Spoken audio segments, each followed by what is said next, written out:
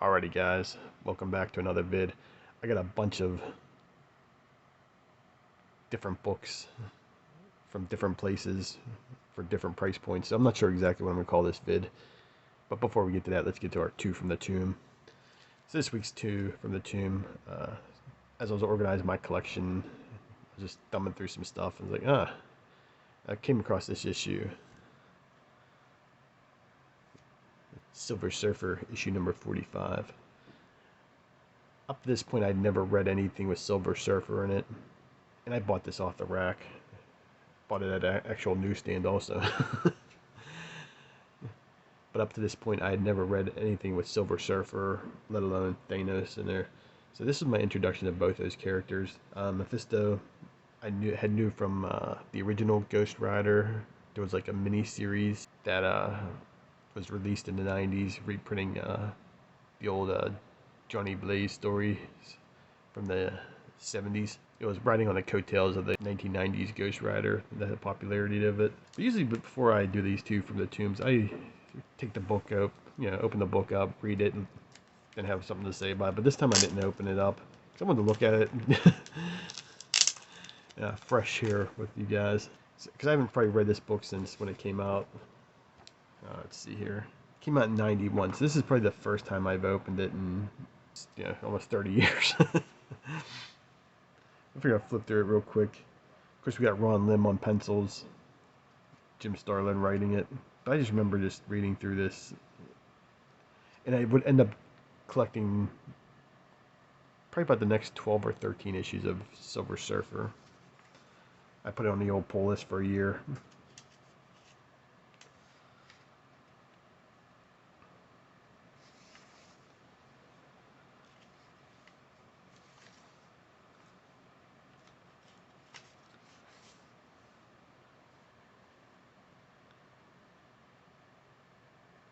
I remember just like looking through this and, and reading it. I'm starting to. And I thought this, I had no idea who this character was. I knew there was an event coming up with him in it.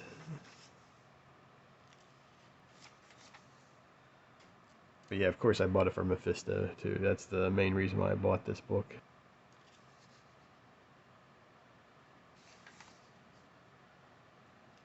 Come on, man, it was the 90s.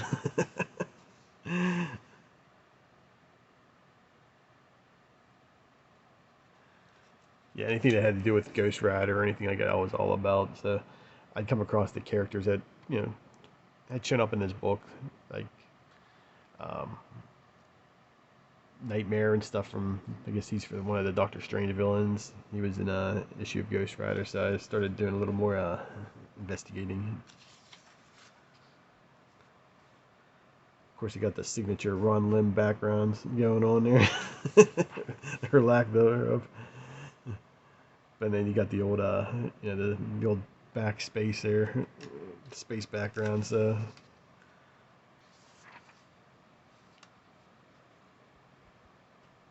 yeah, that's awesome here.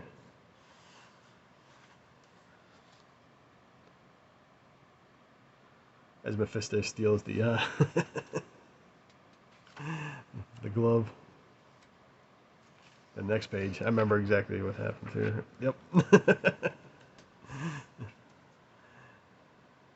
Yeah, so this is my introduction to then I would go on to collect, well, I'd partially collect the Infinity Gauntlet.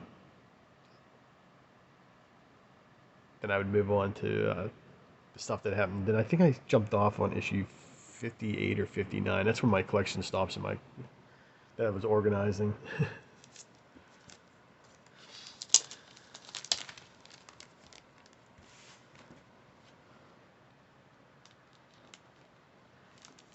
But I would go on to start filling in the earlier issues from 34, I believe, up to that 67.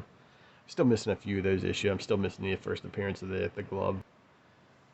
So the next book I'm going to show, I was watching the Comic Collector on Friday night. He did a live stream with one of his friends, and they were doing a collection battle with who has a complete Superman 75 collection. Yeah, I thought it was I enjoyed it as I was, organizing my books and stuff. So check out. I'll leave a link down to that video. Sub that guy up. He's pretty cool. But he was. They were talking about some books that were, like a white whale. The one book that both of those gentlemen wanted, and the one guy had it, and I guess the other fellow was getting it in the mail or something like that. But it got me thinking, like, what was my white whale book? And it's been the one I've been looking for years. It's not exactly this book, but it's obviously I still don't have it, but but it's Batman issue 457. This is the second printing. You can tell by it says New Robin issue. I'm looking for the newsstand. And for years, I didn't even know if that book existed. On eBay, there's a couple of them. They were asking, over $1,000 for them each of them. It's one of those books that every time I used to go into a new shop, on vacation, anytime, first thing I would go looking for is Batman 457 and looking for this second printing with the UPC. It's been a book that I've been just hunting for years. So I'm not sure if a lot of people know about that book, but the people that do know, obviously, it's going to be one of those books that I, pull into like an antique shop or a secondhand store, and it's going to be like in a 50-cent bin. I just know it. I just had that feeling. So on the lookout for it constantly. I haven't gone to too many new shots, but every once in a while I'll flip through the back issues and look for Batman 457. And my heart rate races just a little bit every time I see that banner right there, because the first print doesn't have this at all. It's just non-existent. But yeah, if you can find that, feel free to send it my way. No, if you find it in a dollar bin or something, buy it, slab it, do whatever the hell you want to do. But yeah, it's been my white whale book. It's one of those books that for the longest time I didn't even know existed. It was rumors about it. There was pictures on the internet. Like he could have been doctored. Who knows? Somebody could have photoshopped a UPC on there. But now I see that there's a couple of CGC ones, so I know it's at least real. All right, let's get on to our haul here. Wasted a couple minutes before going grocery shopping. I decided to stop at one of the local shops. And I was flipping through their dollar bins, and I found a couple of these magazine-sized, I don't know, European-sized comics here. This is from Aftershock, and it's a one-shot, so that's the real reason why I picked it up. I figured, at least you get one story. This is Hell is a Squared Circle. I read it this morning. I thought it was pretty damn good. Is it something I'll read again? Probably not. But it's about a real quick overview of it. Basically, if you're familiar with wrestling, if you're familiar with what happened between Bret Hart and Shawn Michaels, the Montreal Screw job, there's a lot of references into that. So,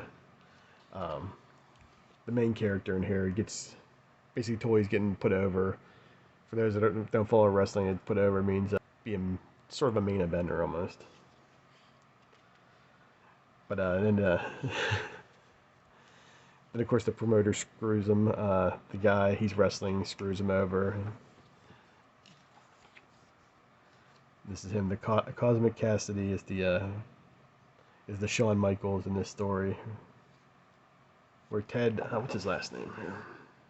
Ted Walsh, the Irish Mushka, plays the Bret Hart type of character that gets screwed over. Well, he ends up doing something. He has to leave town. He goes to Canada, ends up starting over. Then his past comes back to haunt him. But there's a little, let's see if I can find it. I don't want to give too much of this away. It's a decent story. It's actually enjoyed it. I mean, it was well worth that $1. Give me 1 second. I'll probably edit this part out. Okay. So yeah, this is where there's a couple Easter eggs. There's a bar called the Hitman Bar and Grill. So those that followed wrestling back in the day, Bret the Hitman Hart. Like I said, his past comes back to haunt him for what he did earlier in this book. And this gentleman's a private investigator. He finds him after all these years, after doing what he did. Then, well, you'll just have to find out. but it's called Hell is a Squared Circle. Definitely worth picking up if you can find it on the cheap. Speaking of on the cheap, finally got Rogues issue number 4, part 4, I should say. I have books 1 through 3. I really enjoyed it. I'm not sure what the hell happened. It wasn't on my pull list or anything like that, but I just totally forgot about it. And I think Big Elbow a few days ago or a few vids ago mentioned something about it. I was like, oh yeah, I gotta make sure I pick that up. So can't wait to see how this. I think this is the end. I'm not 100% sure. I picked up this slave labor stories. That's what it's called. Slave labor stories. Stories of violence, paranoia, and other stuff. Sounds like a PZ special. Right up my alley. I think I own another one of these books because I was reading this a little bit in the Bill the Clown. So it was really familiar to me. So yeah, written by Dan Vado and Troy Nixie did the art on it. Illustration, I should say.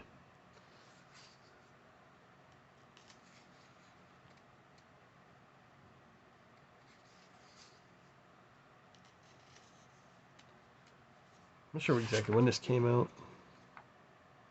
1992.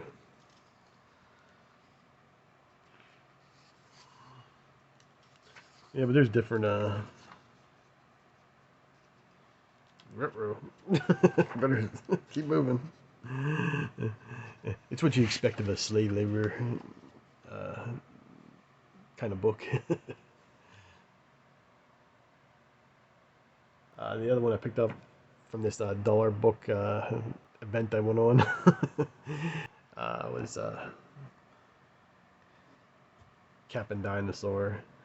Uh, so Shaky Kane, they did a oversized book called Cain and Abel. So Shaky Kane did half of it. Abel did the other half. I saw this. I didn't recognize the name. I was like, oh, I gotta pick this up. So it says it's approved by the Comic Craft Authority.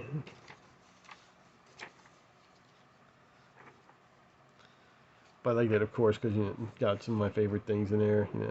Wolfmen, sea monkeys.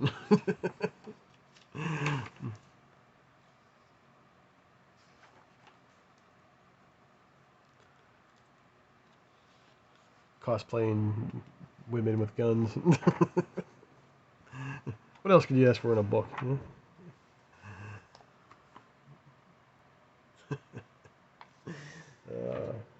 So those are my dollar books. Now we're going to go on to the 25 centers. The local shop had I think it was an anniversary sale or customer appreciation type thing. But these were all 25 cents. Picked up Marvel Masterpieces, or Masterpieces, yeah, Masterpieces. Picked up issues 1, 2, and 3. These are basically not pinups, but I guess they would be considered pinups. Take a look. But Marvel did some cards in the 90s, and basically these are just all the comic book size of those little cards back in the day. That's the Johnny Blaze I knew.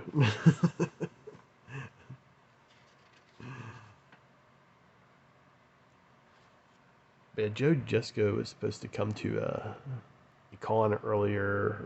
No, not earlier. Talking about 3 years ago. And I bought a couple books just for him to sign, where he did the banners for like the Hulk and Daredevil. But if I ever get to meet him, I'm gonna definitely get these signed for sure.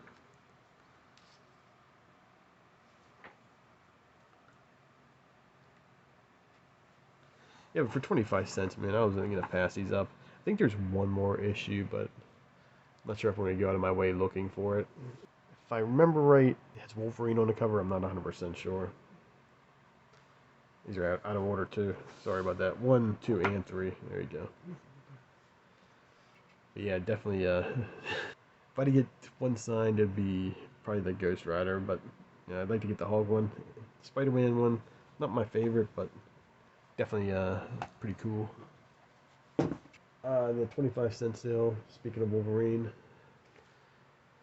found another issue for my run there. Got the Mark Silvestri art in here.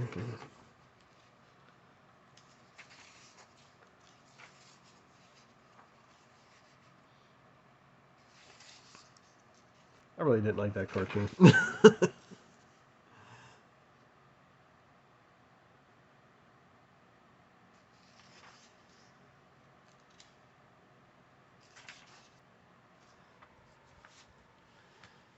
This was issue number 32. I also found another copy of issue 24, the newsstand. It's beat up really bad, but I bought a copy a couple weeks ago. I think I showed it in my last vid here. This was nice having just a reader copy. Plus, I love that cover. I picked this up. Miracle Man issue number 1. This was part of that sale where I wanted to get those 25-cent books. The rest of the stock was like 25% off, or yeah, whatever it came out to. I ended up paying out $10 for this, which I think was a pretty decent price. The Miracle Man Eclipse. I'm trying to get the that run put together. I have the Marvel reprints, but I just something about that owning those reprints where they don't Alan Moore's name's not on it. Just sort of rubbed me the wrong way. Not that it's a bad thing. It's a bunch of court mumbo jumbo. But let's take a look inside here.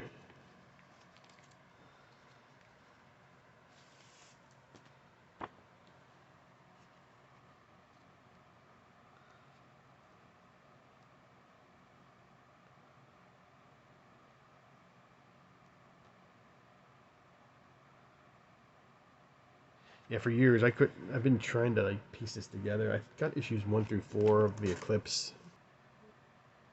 So I also have issue number 8. So that gives me 5 of the Eclipse books. As I find them, they've come down in price, a lot of them. I know there's a couple issues that are really hard to find, but till then, I still got my Marvel with the original writer. At the same sale, I was able to pick up Violator issue number 1, so now I finally got that complete run of those 3 issues. So now I can actually read it. Speaking of Alan Moore, was holding off on reading any of the issues. I hate, especially with a small mini series. I'm not gonna start reading issues 2 and 3, especially when I found them for a decent price. This one for $1.50. The last few books. Let me show this one. This was still from the same sale. I ended up getting this one for $4.50. It's a Spawn issue 112. I'm slowly but surely jumping into the post 100 issues of Spawn. I still got a few left to get for the Spawn 1 through 100, but I was able to knock another one off the list there, issue 98. Now I got this at a flea market for $2, which was nice, but then they had some more books that I was like, I'm definitely gonna pick these up too. So these were all $2 a piece for Spawn. So I got Spawn issue 169. Issue 171 and 172 for all came out those 4 books all came out to $8. I mean, finding these like any Spawn books over issue 100 is a little difficult, and the people that do sell them tend to want a higher price for them. I'm starting to see them come back down to earth a little bit, so anybody that's collected Spawn, it's some good news. Granted, the homage covers in the early 220s, I think it was. It's still going to be a pain in the ass to find. The gunslinger stuff's going to be a pain in the ass to find for a decent price. That is, it's not that hard to find.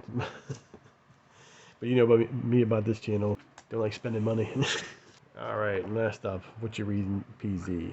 So we're going to finish up with our Aliens Genocide, issue number 404 with the Arthur Shadam wraparound cover. So as we left off, we saw the face hugger jumping out at our man there, the businessman, Daniel Grant.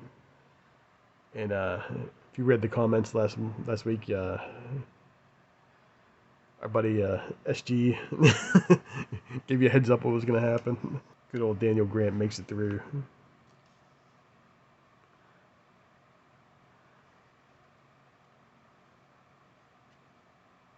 And who saves him? Our lady friend there. But as the Civil War continues, you can see here, as Duke Nukem suggested, nuke him from orbit and be done with it. And you can see it just like Kelly destroys everything, dropping bombs everywhere on the xenomorphs in their Civil War. But this issue is about them going to get the Queen to get the stuff for the secret xenomorph medicine there. And it just shows their adventure all the way through. Then they finally come across it here. And remember we talked about our sneaky fellow here. Turns out he's not such a bad guy after all. He's just a journalist looking for a scientist getting ready to write an article because they never been no scientist has ever been close to one of those queens, so he's trying to get information, and you can see what happens to him. And our buddy Duke Nukem, not gonna give anybody the spoilers.